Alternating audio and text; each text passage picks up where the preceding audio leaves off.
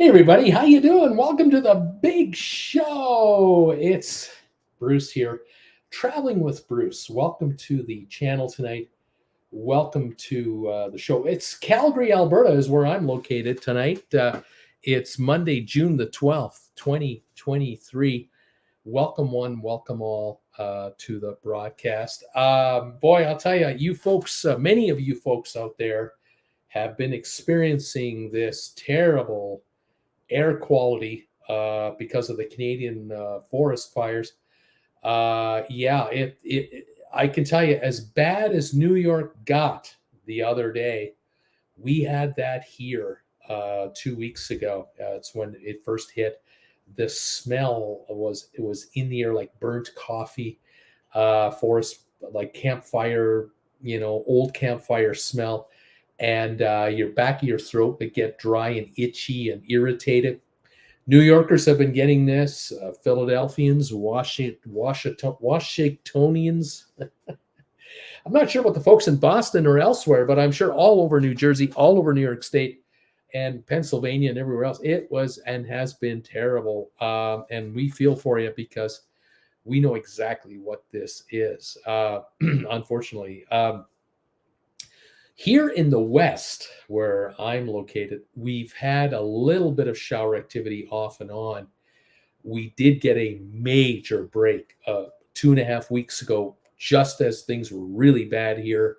Rain happened north of us, and then rain happened through the city of Calgary in this region, and the air got fresh and clean again. But we were 2 days ago into a yucky looking day with smoke. Today it's actually not too bad, but we're on the edge of that bad air. So anyway, I can only hope for all of you out there that showers will come your way, wind directions will shift, and if these fires would just stop. I know that coming into Canada from overseas, from the USA, from Mexico and Europe, there are teams and teams of firefighters coming in, hundreds, thousands of trained wildlife fire experts are being brought in.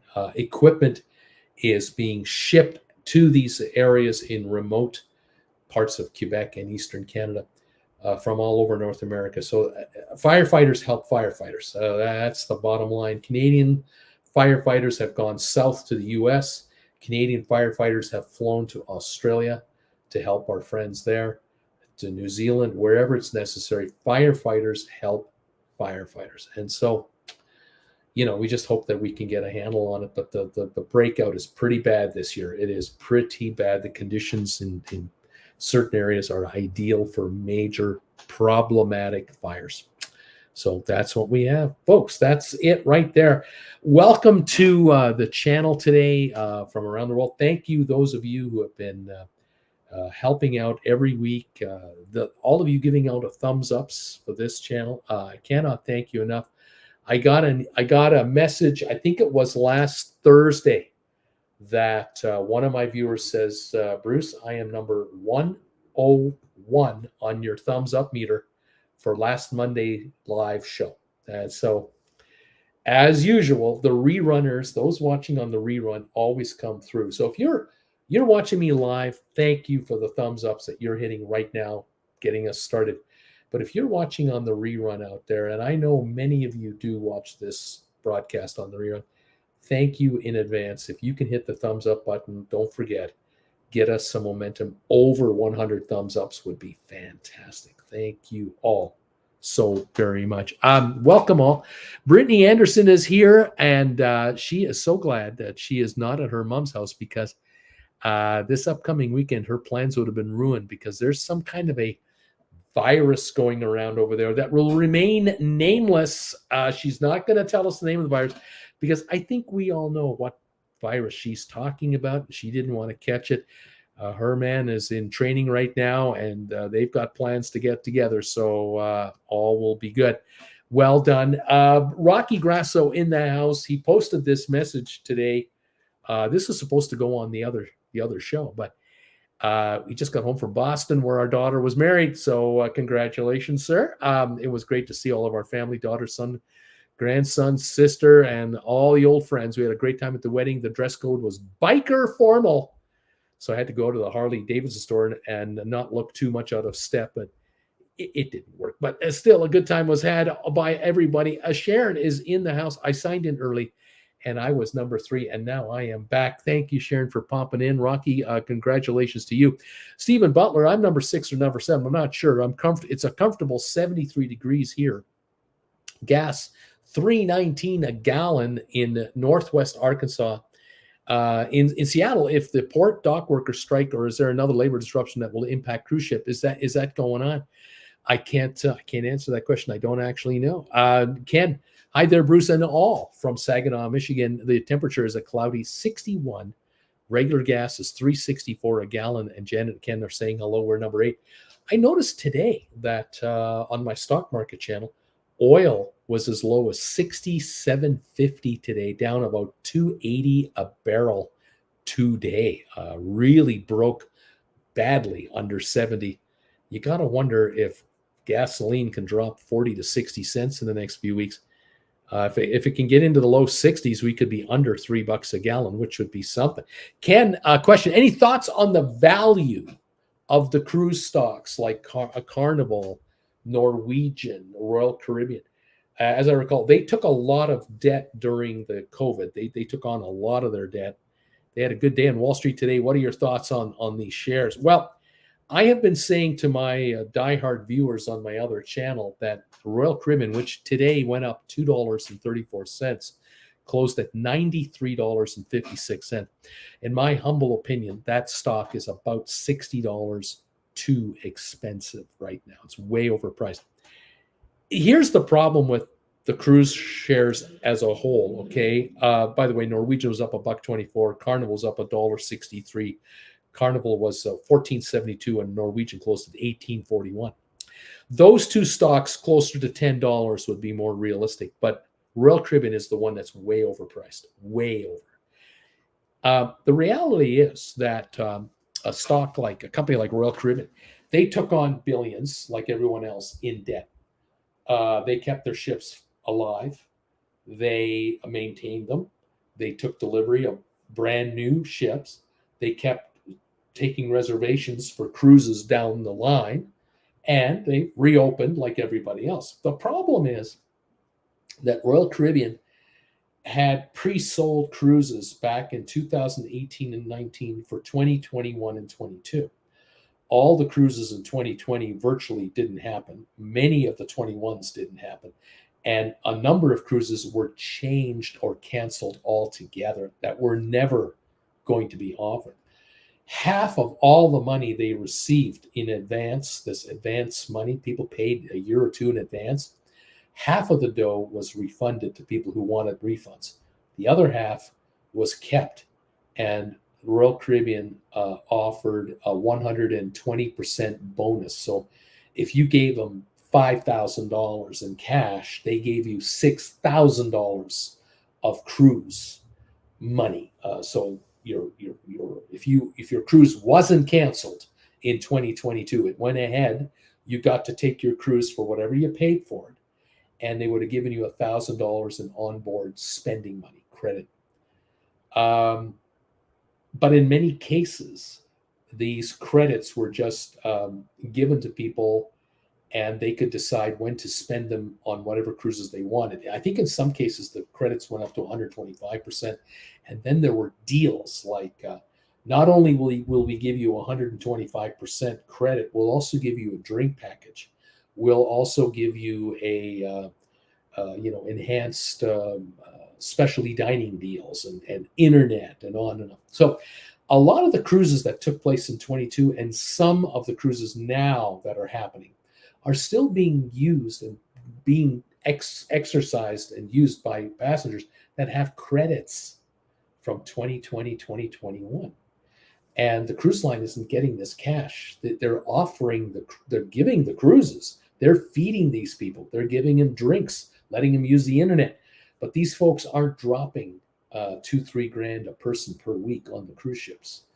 They did that in the past on discounted dollars, and they're using up their credits. It won't be until 2024 6 months from now, when really all of the passengers on all cruise ships will be using fresh cash rather than old cruise credits. And that is the beginning of the potential of a turnaround financially. The problem for Royal Caribbean, just to pick on them, is the stock hit an all-time high of $133 a share in 2019 when they made their most ever money in one single year. But since that time, they have issued a lot of shares from the Treasury to raise cash, and they've raised a lot of money by taking on loans by way of bond offerings. So the cruise line has way more shares outstanding now than they had in 2019. So, for example, if they had 200 million shares out there 4 years ago, and they made 200 million in profit, they would have made $1 a share in profit. This time around, if they were to make 200 million in profit, they probably have 400 million shares out there. They're only making 50 cents a share in profit. You have double the number of shares to divide profits into, you see.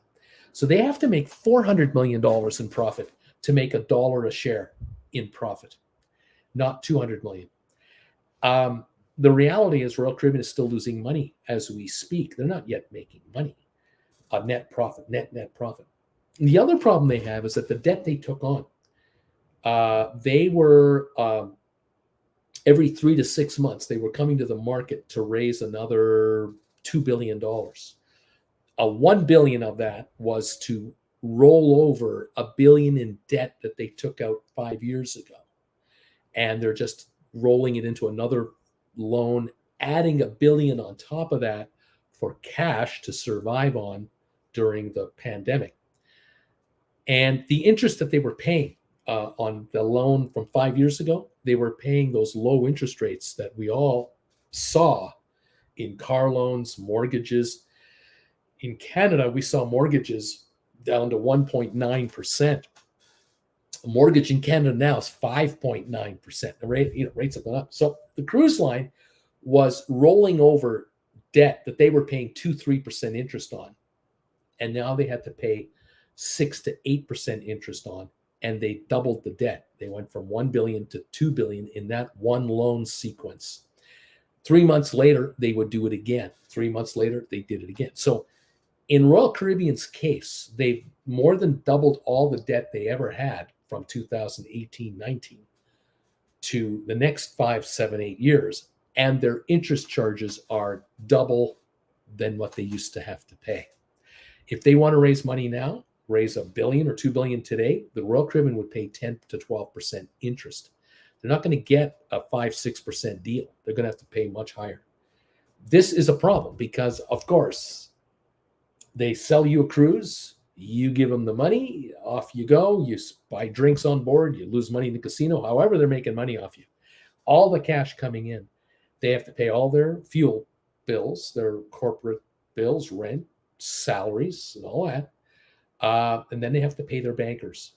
The interest charges that they're paying now are millions and millions a month more than they ever were. That means the line to profitability, that line is higher. They got to reach a higher bar to make any net profit. And when they get to that level and they make net profit, they have to divide those net profits into way, way more shares outstanding. And this is why the shares at these prices, it's way overpriced. Even if they were to equal the net profit they made in 2019, the best year they ever had, they would have to make double the gross profits they've ever made before to take care of the added interest charges and then have enough money over the profit line to divide the number of shares out to equal the per share earning of the company that they had in 2019 and 20. It's the same for Carnival, same for Norwegian. The problem is that the all-time high for Royal Caribbean, like I said, 133 a share. Right now it's 96, did I tell you? 96 a share. 93.56 right now. This stock they're not going to equal their 2019 gross profit. They're not even going to match that right now. They can't match that for at least 2 years, if at all. I don't see how they can do it. They don't have as many ships in service anymore. They're building bigger, larger ships, but they've also retired some of their older vessels.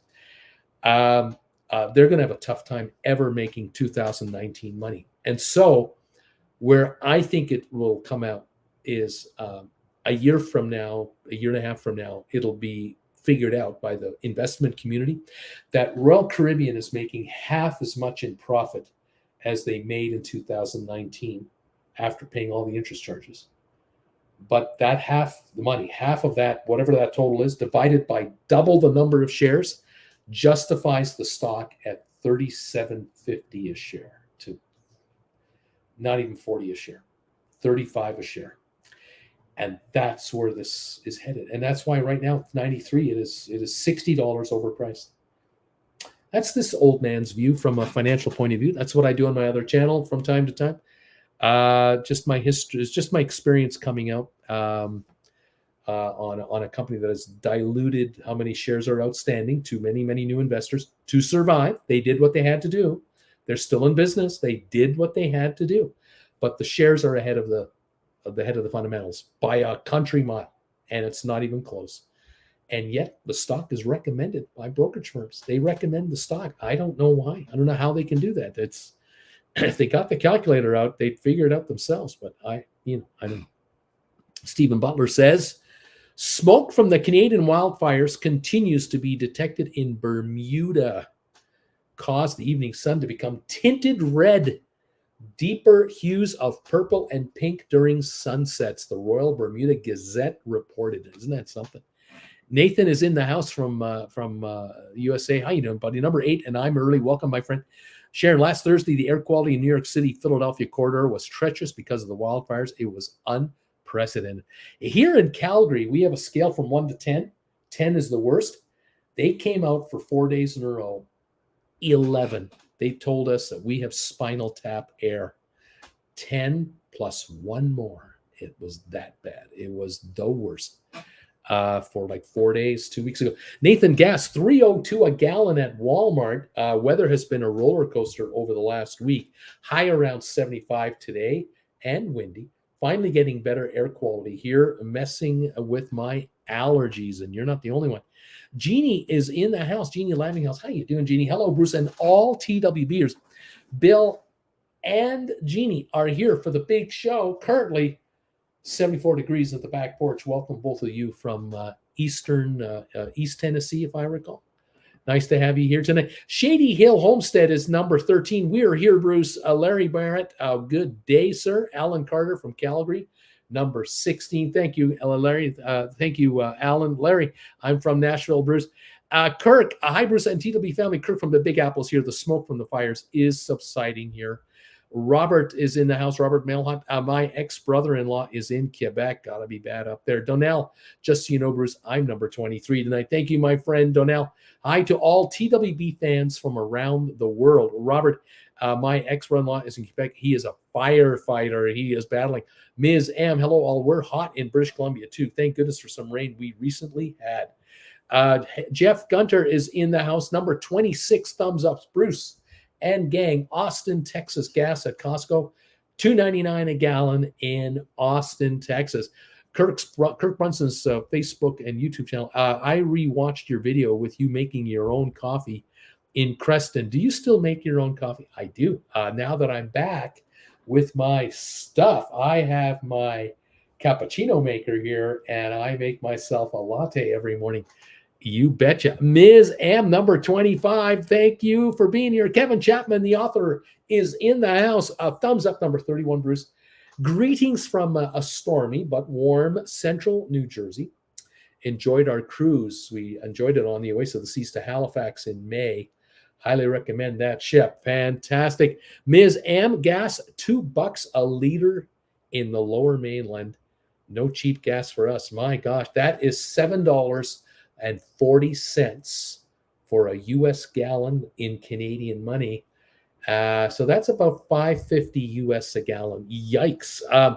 Maybe 575. Stephen Butler, the Motley Fool, had an article today on cruise lines. I think they share your concerns about the additional debt and the dilution of equity by the additional shares issues that have been caused. I'm glad to hear that. Diane Flowers, hi, Bruce, and all TWB family. I am number 32 tonight. It's pouring rain and 73 degrees. Gas is $3.59 a gallon. Just returned from my Royal Caribbean cruise on the Allure of the Seas. Welcome home, and thank you for popping in to see us, Diane. I am in Delaware, right on. Nikki, greetings from Jacksonville. It's currently 88 degrees here, and we're expecting 94 tomorrow. Stephen Stair, hello, Bruce. Weather has cooled off from near 90 to 60, and gas here, $3.65 a gallon in Michigan. Kirk, by the way, I was thumbs up number 14. Thank you, my friend. I know you never forget. Thank you, my friend. Ken Kareka, Bruce, thanks for the detailed explanation of the cruise stocks.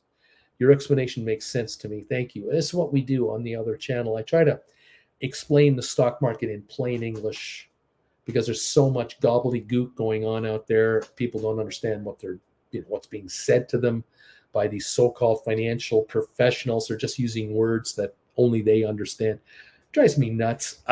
We try to stay on top of that. We try to keep you from making mistakes, chasing the wrong stock. We talk about stock options and all kinds of stuff. You ever want to see us? Every morning, 8:30 Eastern is when I go live every day, Monday to Friday, when the stock market is open. 8:30 to 10:30, 2 hours a day, 5 days a week, Stock Markets with Bruce. All right.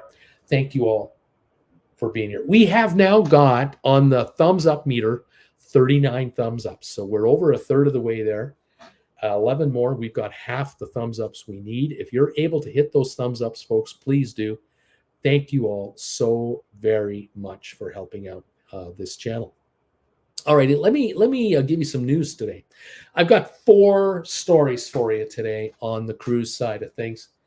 And the first story is I don't know if it's being picked up very much in North America, but it's definitely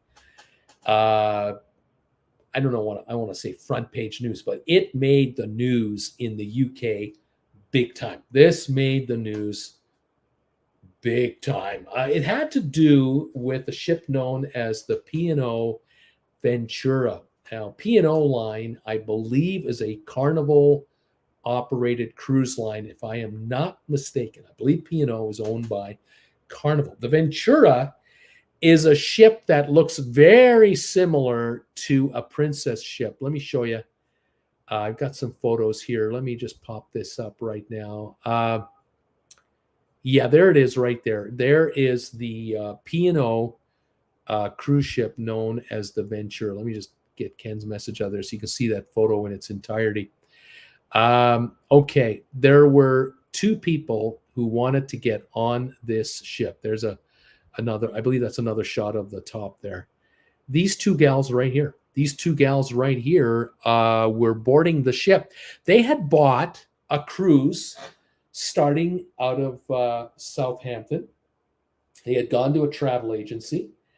They went to what's known as the TUI travel agency, which is rather quite a number of branches of TUI travel exist in London and Europe. They went in there. They bought 2 passages for themselves on the ship for a cruise. They both are legally blind. They are legally blind, and they went into the travel agency to book a cruise on this ship right here. And the travel agency had no trouble whatsoever. Yeah, you can go on the ship. You bet. You can go on a cruise. The room numbers on your door are in Braille as well. The elevator buttons, if you ever notice the elevator buttons on a cruise ship, Braille as well as numbered.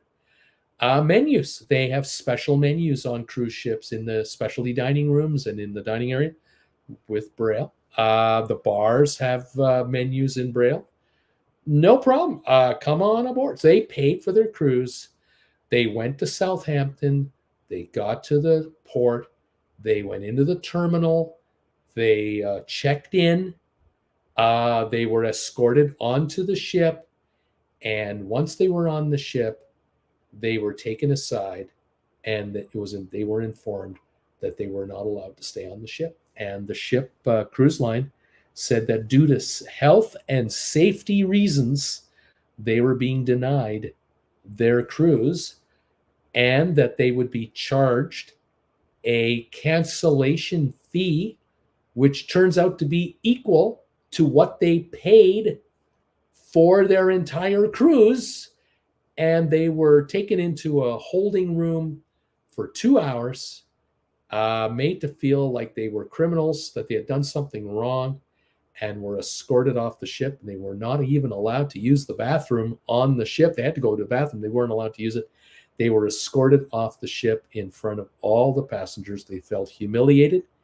They felt like they were criminals. They couldn't believe it. This story went viral in the UK, just viral. This is a major no-no by P&O. This is a huge mistake, because cruise lines welcome passengers with disabilities all the time. Wheelchair passengers, passengers with scooters, those who are deaf, if you're blind, their passengers are welcome on cruise ship. All passengers. This was a shock to these two, especially since they had purchased the tickets through a travel agency that assured them, not a problem at all. You're going to have a great time. You're going to have a great time. We're going to give you a room. Lots of room in there. Everything's in Braille. No problem whatsoever. Well, the cruise line really got the bejesus kicked out of them in the media about this one. They have since rescinded the cancellation fee. They just gave them a refund. That's it. That's all they've done. Only a refund. And that's all she wrote. An unbelievable story. I can't believe it's done. I can't believe it's over. I'm sure there will be more. In the meantime, a story did break. There was a secondary story that came out that apparently in February, a passenger was looking to board on the Virgin Voyages cruise line, Richard Branson's cruise line. Now, I can't tell you exactly where the cruise started. I don't believe it was in the States. I suspect the ship's beginning of its cruise was somewhere in the Caribbean. An individual was denied boarding on that ship, and he was also legally blind. And this also blew up as a media story. There was one difference. In that particular case, within hours of the story breaking, Richard Branson heard about it. And he was outraged that his own cruise line would deny a passenger boarding when he had been assured that he would be welcome on board that ship. He would never have bought the ticket otherwise. Richard Branson and his people found the passenger. They found this guy. I don't know how they found him, but they found him. And he reached out to him, and they sent a limo to get this guy. Now, the ship had already left port. They found him wherever he was. I don't know where he was, but they found him. They got a limo. They got him to the airport, and they flew him business class to the ship, which was landing in Honduras the next day. They got him to Honduras and drove him to the ship personally as a cruise line to get him on board that ship. And Richard Branson said, "We are going to make this right."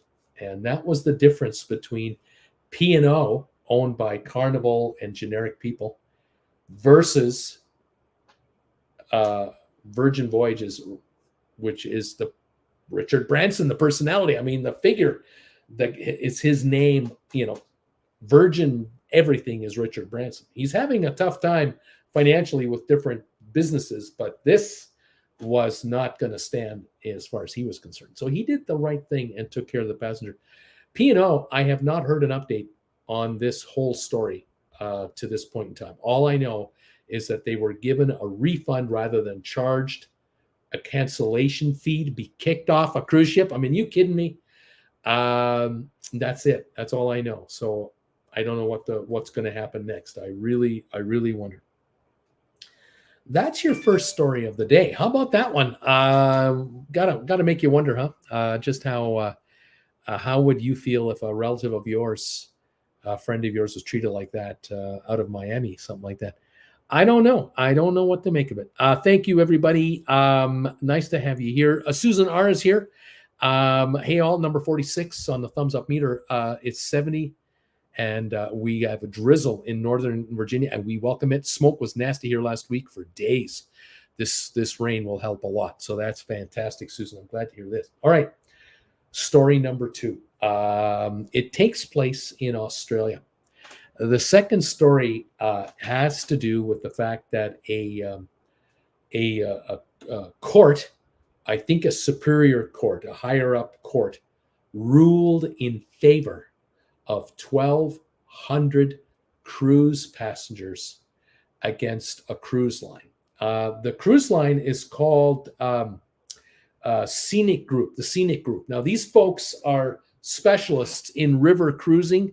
Let me show you a shot right here. There's Scenic Crystal cruise ship right there, okay? The riverboat, river cruise in Europe. Here's another shot right here of the Scenic Jade.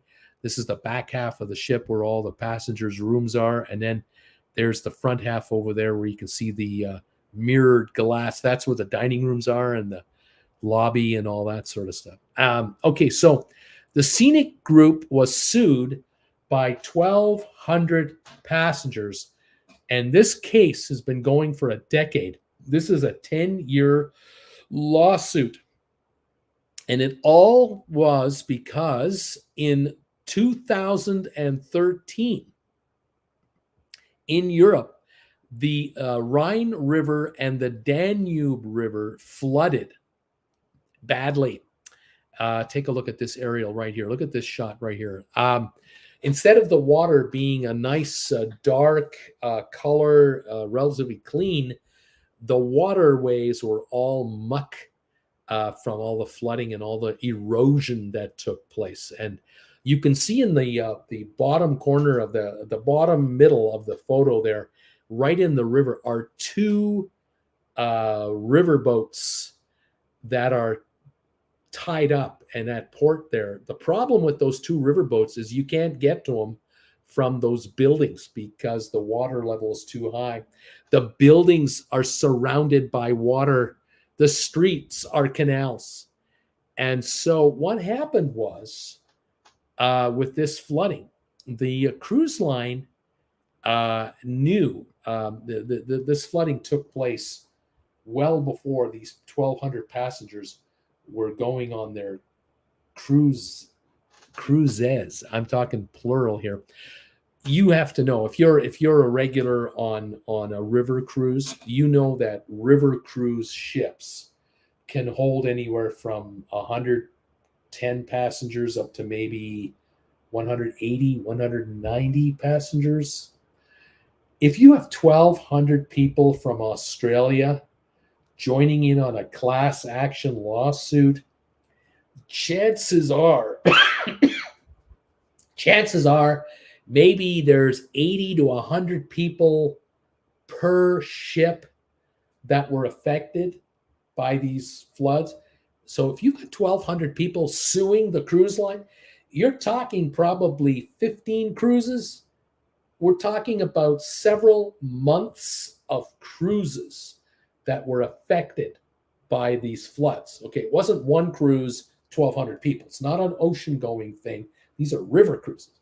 So we're talking at least a month or 2 of back-to-back-to-back cruises that were affected. And here's what these folks received. For top dollar, 6-star luxury, these people dropped more than 20 grand each on these cruises. These were expensive. This is Australian dollars, which is about 75 cents to the American dollar. Talking over $20,000 per passenger. And here's what they got. They got to do this. They got a bus tour. They ended up getting a bus tour instead of a river cruise tour. You want to know the difference between a bus tour and a river boat tour? Well, in comfort and you know, uh, style and refreshments and being able to go to your room whenever you want. There's no comparison here. I mean, we're talking wholly different ball game here. We're talking a complete different game. We're talking about an experience, a bus experience that they could have booked depending on the cost of the bus tour. There are cheap and expensive bus tours, I will admit. But I am sure that they could have found a bus tour for less than half the price that they paid for their river cruise. Here's the sad part. The cruise line refused refunds. The cruise line refused to cancel the cruises.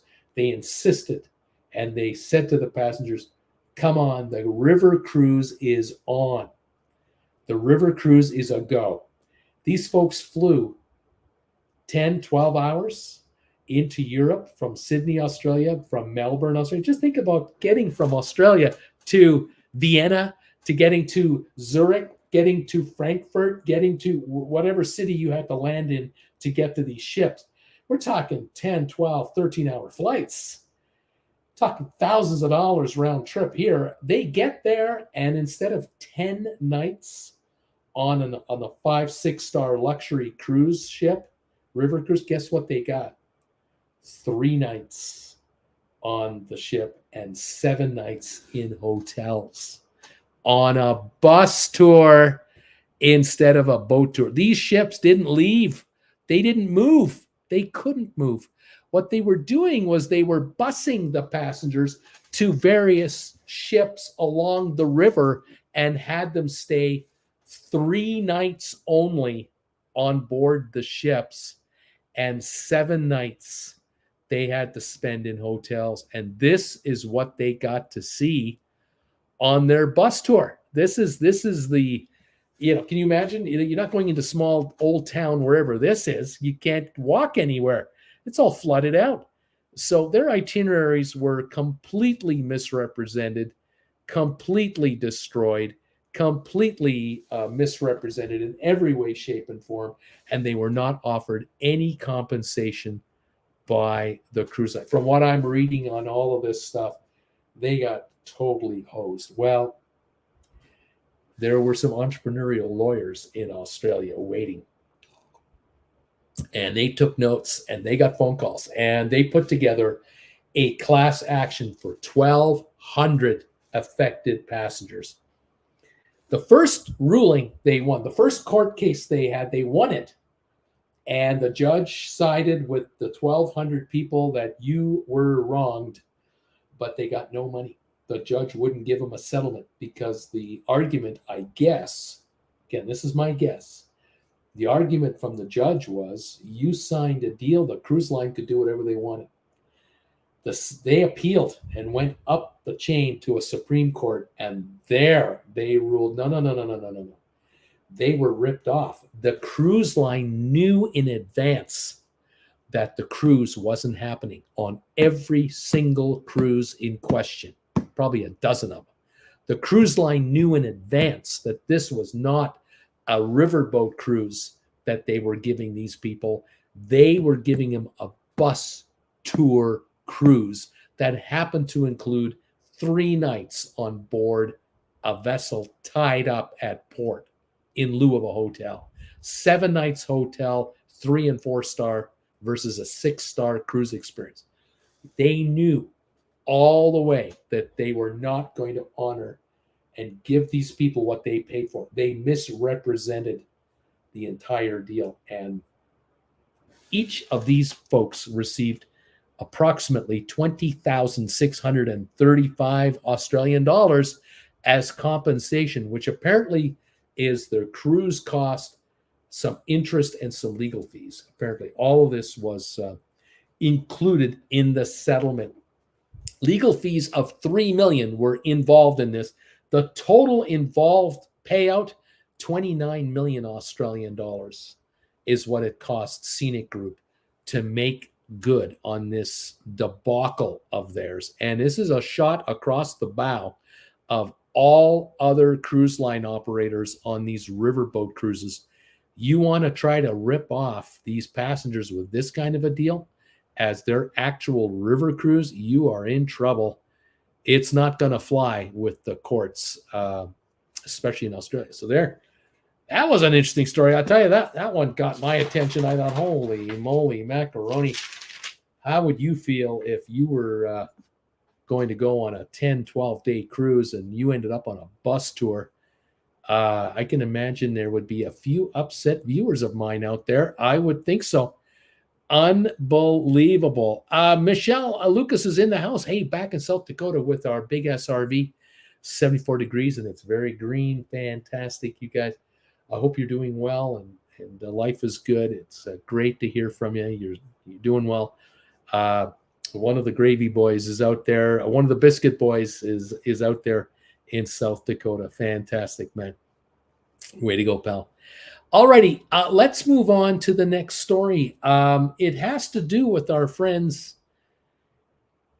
in the Bahamas. And I am sighing again because, oh my God, when will this end? When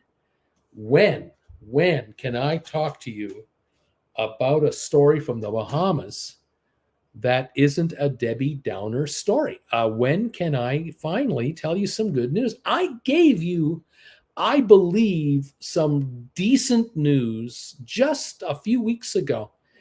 This photo right here is somewhat explanatory. You see the cruise ships on the upper left there, up there, and on the lower right, there's a construction zone down there. That is that brand new port facility they just built. Here's another photo of it here. This is virtually completed a few weeks ago. There's an amphitheater there that they're putting in sod. There's a walkway. There are going to be restaurants and bars and all kinds of places for cruise ship passengers to wander about and enjoy some land. Here's a shot of the ripping up of the old port facility that used to be there. They brought in some cranes and they started offloading steel at the very end of this pier, and they were expanding this pier, ripping out the old, I don't know what used to be there, like a straw market or something. That yellow tower you see there on the lower left, that's gone. See, it's got a hole in the roof and everything. Just let that thing go. That's all gone. As a matter of fact, this photo here will show you that yellow tower in the bottom left, and you can see that blue covered kind of building there. I believe that was full of merchants trying to sell you stuff, and then there were tent vendors further inland. And there was all kinds of traffic down there, buses and taxis and hucksters and all kinds of unlicensed pharmaceutical dealers trying to sell you stimulants and good times and everything else. Well, the government of the Bahamas has been desperately trying to clean up this downtown port area for Nassau. There was a time in the 60s and the 70s, and maybe the early 80s. It was charming to go to downtown Nassau. It was another world. You would go on a cruise ship, kind of similar to the Love Boat that you saw on television, and you'd be the only ship in town. And there'd be 700 passengers that might trickle off the ship, and 300 of them would be on 5 or 6 buses going to wherever, and the rest of the folks would just meander through downtown Nassau. And it was charming, and it was unique, and it was relaxed, and it was easygoing. But things have changed. When the cruise ships reach 2, 3, 4, 5,000 passengers each, you have vendors in that area of downtown Nassau selling made in China crap that says, "Welcome to the Bahamas." These folks are paying top dollar in rent to whatever landlord they're, having to address to. They're desperados. I mean, there are desperate people in Nassau trying to make a go of it. And how many times have you folks told me again and again and again, ever since I made that video, the worst cruise ports, the most dangerous cruise ports in the world? That's my number one video of all time for this channel. I made that in 2018. I have had hundreds of you tell me horror stories of being in Nassau, horror stories, feeling very unsafe, worried about pickpockets, all kinds of unlicensed pharmaceutical dealers and other ne'er-do-wells. Not good. Hucksters with illegal taxis, all kinds of rip-off guys down there. Scary stuff. Okay, so what did I tell you a couple of weeks ago? I told you good news. They're building out this brand new port facility, which is going to be passenger friendly. It's going to be guarded. You can't get in there unless you're a cruise passenger or you're licensed or approved by the government with government ID to be in there as an employee of that facility. You're not going to be allowed in there if you're trying to sell companionship of some dubious means or some sort of medication that isn't licensed by any pharmaceutical. You're not going to be allowed in there. So as long as you, the passenger, stay in this facility here, you're not out on the streets of Nassau, and you're not going to be approached by very entrepreneurial people who have very serious needs of cash flow. So there you are. Okay, well, I got bad news for you. Let me clarify that. It might be bad news, but I'm going to say very interesting news for you, because the government of the Bahamas is now passing legislation through their parliament to raise the fees for cruise ship passengers coming into Nassau and to Freeport. This does not affect the private islands that Disney has, Royal Caribbean has, Carnival, Princess, All America, MSC. All those private islands are exempt. But Freeport and Nassau, they want to raise the fees to cruise ship passengers. Right now, it's $18 per passenger. It's built into your ticket as a port charge taxation add-on to your ticket. They want to raise it to as high as $32 a person. They want to add $5 for a tourism environmental levy.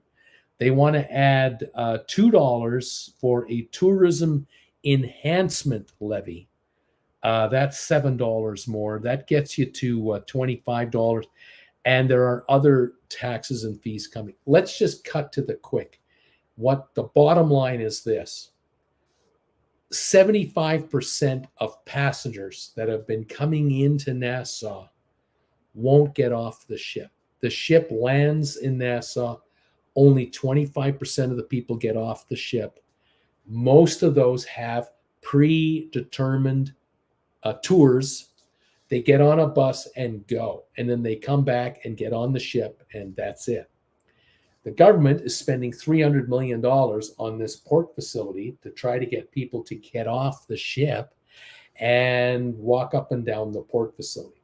If that doesn't work, they've got Plan B. Plan B, raise the levy by $14 a passenger automatically. Whether you get off the ship or not, it doesn't matter. You're going to pay up to $32 instead of $18 on your ticket charge from the cruise line. The cruise lines will collect the money and they have to hand it over to the Port Authority.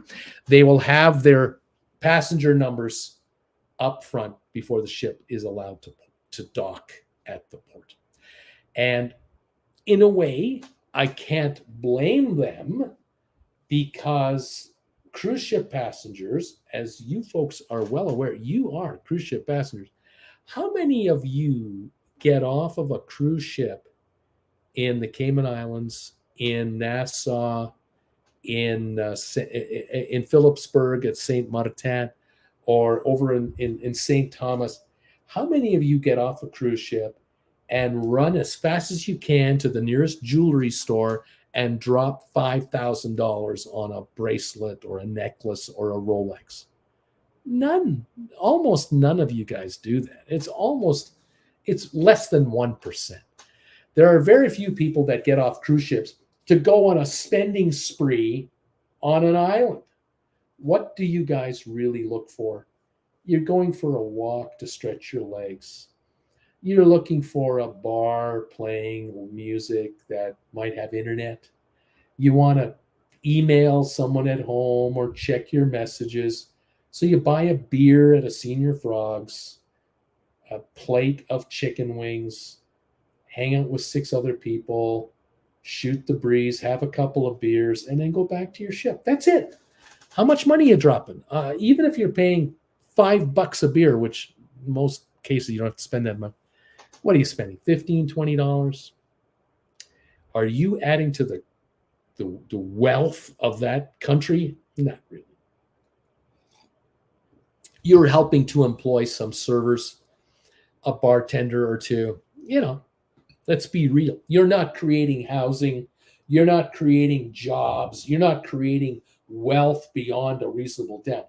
The passengers that fly in, the tourists that fly into the Cayman Islands and spend a week or 2 weeks in the Caymans, they're staying at the Ritz-Carlton on 7 Mile Beach at $800 a room a night.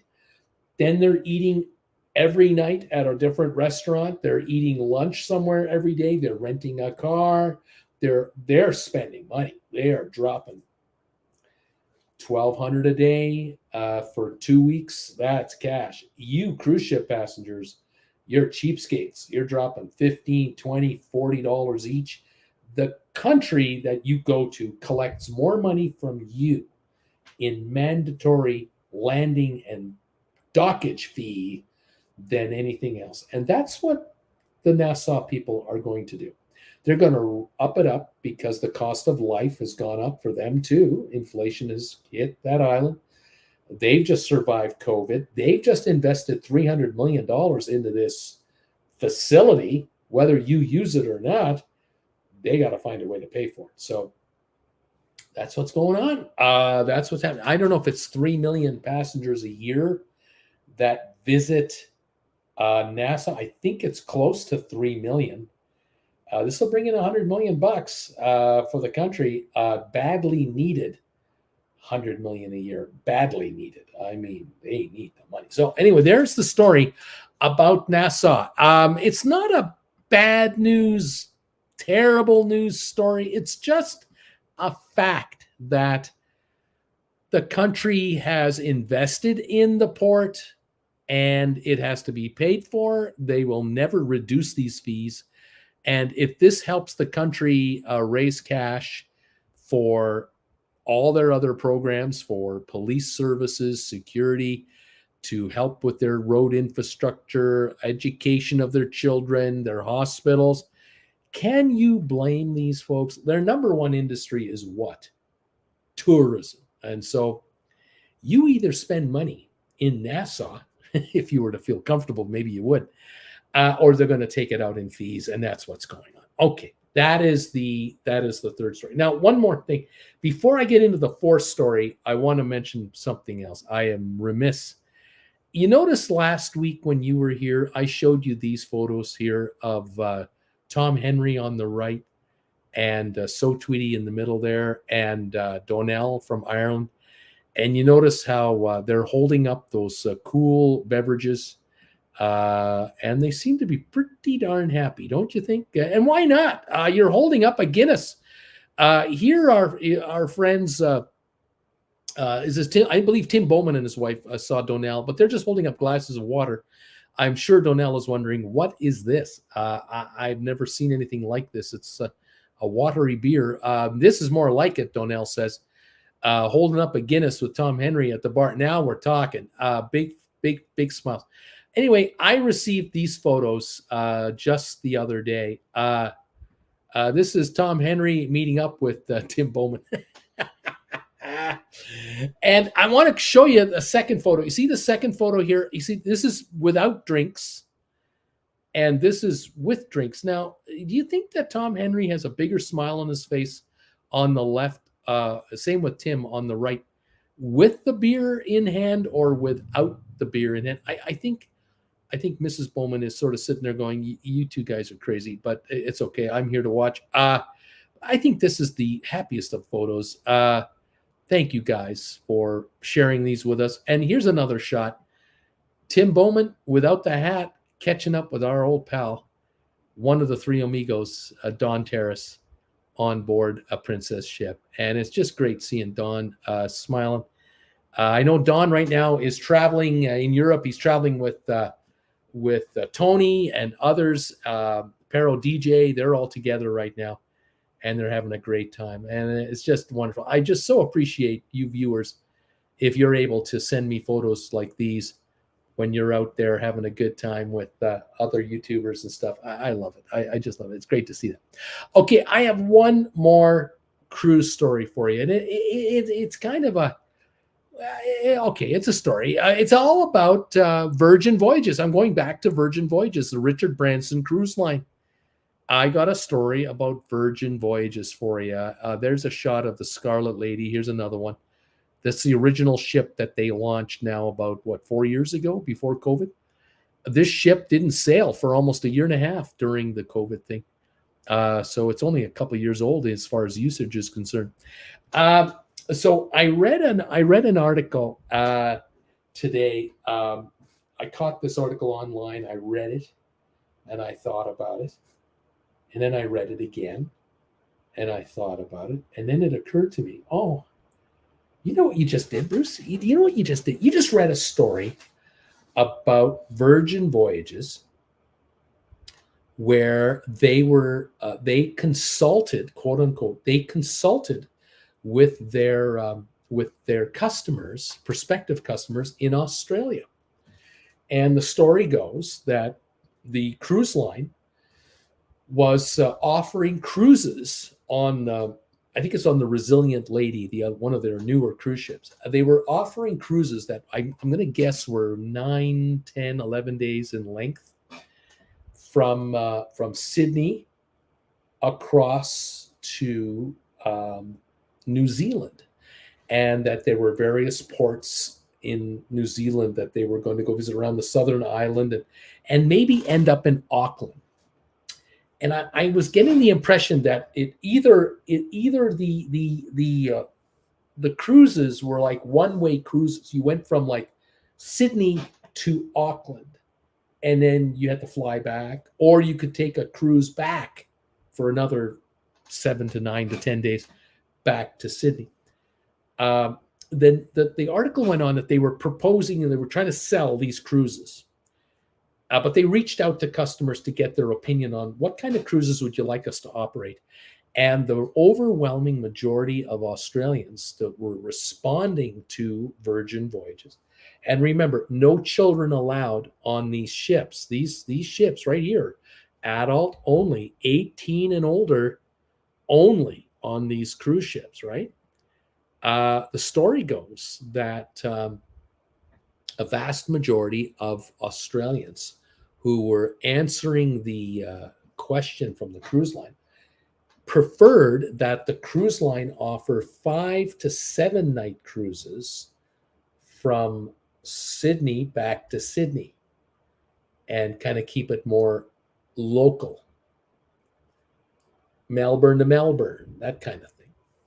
And I thought to myself, no way. No cruise line operates that way. There's no way a cruise line will offer a bunch of cruises and then consult with their prospective clients about what kind of a cruise you want. They don't do that. They hire consulting companies at great expense to do all that for them. They do all that work generically. They find out with polls and opinion polls, telephone canvassing, stopping people at trade shows. Like if there's a vacation, travel vacation convention in Sydney, they'll have pollsters there asking attendees, what kind of cruising do you like to take and all that kind of, they get all that information for these guys. There's no way a cruise line would would authorize some kind of a poll. I mean, how would they do it? How do they find the cruisers in the first place? And so I thought, you know what this is, Bruce? You just read an article that the cruise line paid somebody to write. They paid someone to write the article and make all this up. And then they placed this article in somebody's blog or vlog and paid someone to print it, to publish it, and are referring to it as an article. It's a shill. They hired a shill to do it. This is my personal opinion. I can't prove it. I'm just supposing. But the reality is this. Here's what I think really happened. Okay, apart from hiring a shill, what they did first was Virgin Voyages announced an itinerary for the Resilient Lady to go from Sydney and Melbourne to New Zealand and back and back and back. Various cruises for January, February of 2024. The summer sailing season, partially, of Australia, New Zealand. It's summer down there in January. It's winter up where we are in North America. It's summer down there. So for the summer season, they were trying to sell cruises to 18-year-olds and older to New Zealand, and then from New Zealand back to Australia. And they found out something surprising. Something surprised them. They couldn't sell out the ships. The cruises weren't selling. And why is that? Why is it that 18 to 50-year-old people, maybe 18 to 35, 40-year-old people, weren't jumping on these cruises? Well, simple. If you limit a cruise to no children and you will limit it only to 18 and older adults, you advertise yourself as a cruise line for the young, a cruise line for 20 and 30-year-olds, not a cruise line for 50, 60, and 70-year-olds, but for the 20 and 30-year-olds. These folks, number one, where in the world are they getting 12 days off to be able to take a cruise? Number two, where are they getting the money from to be able to afford a 12-night cruise from Australia to New Zealand and a flight back home? Or from New Zealand to Australia and a flight back home. These kids haven't got the dough. There aren't enough of them to go around. We're talking Australia, a population of 25, 27 million people. We're not talking 250 million Australians. We're talking New Zealand with 5 million people in the entire country. How many 20-somethings are we talking about here? You've got a cruise ship, these cruise ships right here that can hold 2,200 people. You're not going to get 2,200 people every week for 2 or 3 solid months out of 30 million total people available. There's no way. So what happened was they realized, we got us a problem. We can't give these away. They probably lowered the prices to cost, still couldn't sell the cruise because logistically these kids don't have the money or the time. So what did they do? They produced 5-day El Cheapo cruises, Sydney to Sydney, Melbourne to Melbourne, in the most populated country, Australia. Forget New Zealand. Australia only, and go after folks who can come up with a 5-day getaway. Now, I can see where a ship will leave on a Thursday and come back on a Tuesday, and that ship will sell out because it's got the weekend in it. The kids will get Thursday and Friday off. They'll take Monday and Tuesday off, and they'll be back at work the next Wednesday. I can see that working. The cruise that might go from Monday to Friday might not sell out, but the cruise that includes a weekend might work. We're talking about the demographic of cruisers with the least amount of money and the least amount of spare hours or days or weeks of time to enjoy a cruise. Empty nesters, retirees, they're in a totally different demographic. In general, retirees have way more money than 20-year-olds. They don't have student loans to pay off. They don't have 2-year-old children or 4 that they got to dump off with grandma and grandpa. They are grandma and grandpa, and they can go for an extended time, and they can afford the upgrade, where the kids that are 20, 22, 24, 26, if they don't have kids, fair enough, they're working full time. They can't get 2 weeks off from their boss. They are expected at the office, and they're scrambling to get a couple of days away from their incredibly strenuous jobs. That's what's really going on. So this story, when I saw this story, I thought, no, wait a minute. No, there's something not adding up here. I read the article twice, and I saw right through the middle of it. I went, no. You guys paid somebody to make it seem like you're answering the wishes of your cruisers. No, you're addressing the reality of your cruisers. You're dealing with folks who are broke and don't have the spending money that the seniors have. You're not going to get grandma and grandpa on your Resilient Lady 5-nighter party boat. You're not going to get those. You're going to get the occasional, yes, you'll get the occasional 40 to 50-year-old single male and single female, maybe traveling in like 2 guys are going, 2 gals are going, or maybe a divorced 45-year-old guy and a divorced 50-year-old gal or 45-year-old gal. The kids are out. Maybe they might be on that ship, but really that's not their bag. That's not their thing. It's the 25 to 35-year-olds that are going to party it up big time for 5 straight nights. They're going to come off that ship with a hangover like you cannot believe, if they could afford the booze for the whole cruise. That's the way it's going to go. That's my opinion. I could be wrong, everybody. You can let me know what you think. Anyway, there it is. Welcome, everybody, for being here. It's great to see you. Thank you, Jason Kimmins. Good evening, Bruce, from a sweltering Lakeland, Florida. Your connection seems off tonight. It's like watching one of those kung fu films. It could be you. Stephen Butler, my wife and I honeymooned on Paradise Island at the Britannia Beach Hotel in 1982. We flew in. I bought a hat at the straw market. I still have it. NASA was nice. We ate at a couple of local places back then, right? Najima Brown. Hello, everybody. How you doing, Najima? Sharon, laundry calls. Have a great night. You take care. Jason, I'm looking for a decent all-inclusive beach right now. Paper City Gamer Jeff, hi, everybody. And Sharon, the laundry's done. I'm back. Welcome all, and thank you for being here. We have now got 53 thumbs ups from you folks, and you are absolutely generous as get up to do that. Thank you for 53 thumbs ups. If you're able to give us a thumbs up, nail that button. Let me know what number you are. If you're watching on the rerun later tonight, tomorrow, day after tomorrow, please hit the thumbs up button. Put us over 100 thumbs ups. Every week this show gets it. It's incredible. Thank you all so much.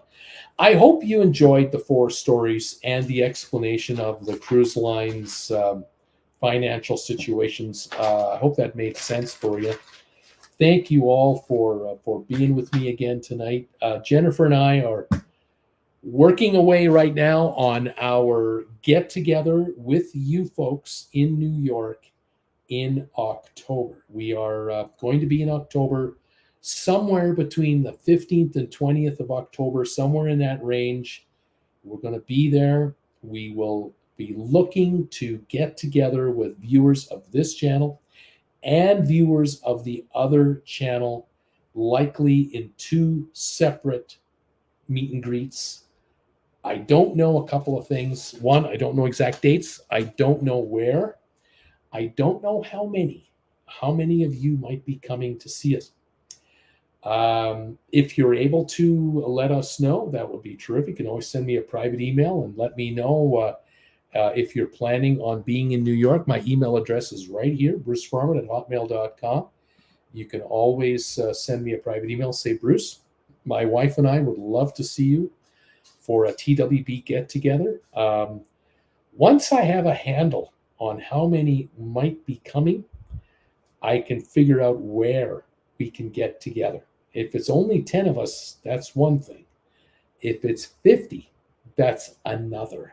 And if it's a 100, it's a whole other ballgame. And so I have to soon figure out just what kind of a meet and greet might we have for TWB, and what we have for stock markets with Bruce. It's gone over very well so far on both channels, particularly stock markets with Bruce. I have a lot of folks in the northeast of the USA who watch me from my stock market channel, a ton. And there is a real vibe there to make something big happen. But it's going to probably mean I'm going to have to rent a room of some kind somewhere to pull it off. And that means there's going to have to be an admission collected from the viewers to make it happen. For this channel, I don't know. Are there 8, 10, 12 of you out there who are going to show up? Could there be 30 of you? Could there be 60 of you? It all depends. And then it's a matter of how we logistically set it up. So, yeah, let me know. If you want to send me an email, there it is right there. Let me know that you'd be interested in a meet and greet. You would definitely show up with your better half. That would be terrific. That'll help me figure out some advanced numbers. We'll kind of go from there. October 15 to 20 is the time range in October for New York. In Manhattan somewhere is the thinking. I'll let you know when I know more. Okay, everybody. Thank you all so much always for being here. Robert, hi, Bruce from sunny Boston. 4 great stories. I would love to take the Acela train down to meet up with you in New York in October. I'd love to do that.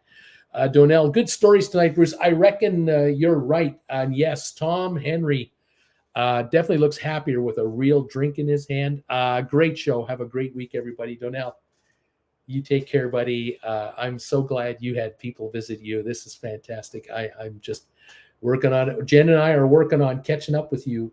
We are scheming to get our butts over to Ireland on this trip coming up. So stand by. We'll let you know. Sharon, that's a good time range. October 21, Kevin and I are going out of town. So, this might work. Let's see what happens. We'll keep you posted when we know more about exact everything as we put it all together. Thank you all for joining me tonight from wherever you are on this planet, down under, USA, Canada, Europe, the Caribbean, wherever you're from. Thank you for popping in to say hi to us. 53 thumbs ups have come through in here. This is absolutely fabulous. Over halfway there. Thank you all. Jason, the tourists in Nassau seem like they don't like the new port. Very touristy, they say. There you go. There's the.